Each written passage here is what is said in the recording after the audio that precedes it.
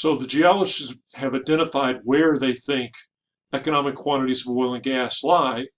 It's now up to the oil and gas company not just to begin drilling, but first to obtain the rights to drill and to operate to extract those minerals. And that's where the topic of leasing and landmen come in. In this week, what we're trying to do is orient you to the vocabulary of leasing and also to understand the major clauses of the lease because sometimes they dictate the way oil and gas companies do business. If you continue on in the energy management concentration, you're going to have another half course that specializes in the oil and gas lease. As you would imagine, it can become very complicated. We're just going to do a simple introduction to it in this particular class. And again, the reason that it's important that you know this is because you're going to hear these terms a lot if you work in an oil and gas company and you want to know what they mean. The idea of leasing is where what I will call another major track of oil and gas professionals enter in, and that's called the landman.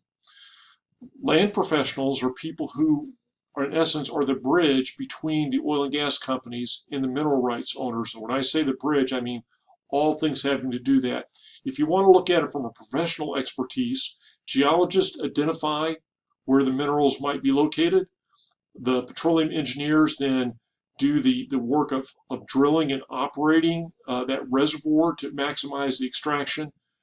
And the land professionals are the people who actually work to get the rights to do that and then maintain good relationships with the people who own those rights. You see on the slide some of the terms of what they do, but basically if you think of it that these are the professionals that deal with the mineral rights owners and all those issues, then you have a pretty good understanding of what a landman does. First, let's talk about who owns the mineral rights. We've already talked about in the class that the United States is unique in that individuals can own mineral rights. In the rest of the world, for the most part, the governments retain the mineral rights and all the profits flow to the governments. Even in the United States, though, the government still owns a pretty good chunk of mineral rights. If you look on the map, you see all these colored areas, mainly in the western United States, and you see that the federal government owns these lands or owns the mineral rights.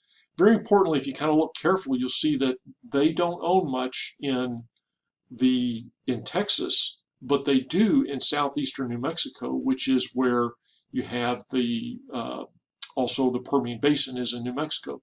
If you look up into the Bakken, you see that there are some federal holdings and there are also some Native American lands that are there. If you look over in the Marcellus in the Pennsylvania and Ohio area, you see very few federal lands. And so that kind of gives you a clue as to who you might be dealing with.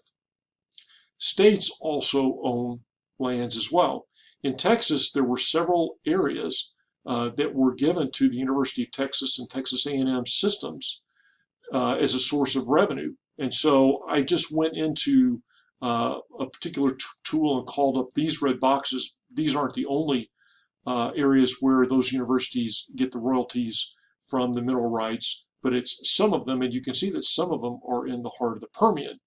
So you see in part how higher ed is funded. So what about into the water? States are given the rights out to 3 nautical miles, Texas and Florida 9 nautical miles. Why the difference? I don't know. And then by international law, the United States has out to basically 200 miles off the coast. And so you can see that, again, the federal government actually has a lot of the territory where mineral rights are located. And the reason this becomes important is whose law is dictating what happens. When you're drilling and operating with federal minerals, then you have issues with federal law. In the current political environment, there's a lot of talk about from the various presidential candidates what they'll do about fracking. And Joe Biden has been very careful to say he's not going to ban fracking, but when he drilled into his positions, he has said at times that he would ban fracking on federal lands, or which is to say, places where the federal government has the mineral rights. And in some of the areas of the West, particularly southeastern New Mexico, that could be pretty significant. In terms of leasing federal land, it's done in a very formal process. The Department of the Interior is home to both the Bureau of Land Management, the BLM, and also the Bureau of Ocean Energy Management. The BLM and the BOEM conduct periodic leases where companies have the right to, or periodically conduct auctions where companies have the right to bid on leases. If you go back to that map of the western United States, most of those areas are in fact open to oil and gas operations because public lands and national forests are generally open. National parks and wildlife refuges are not, but that's really not that much footage, although you will periodically see fights about that with some of the national parks in the West.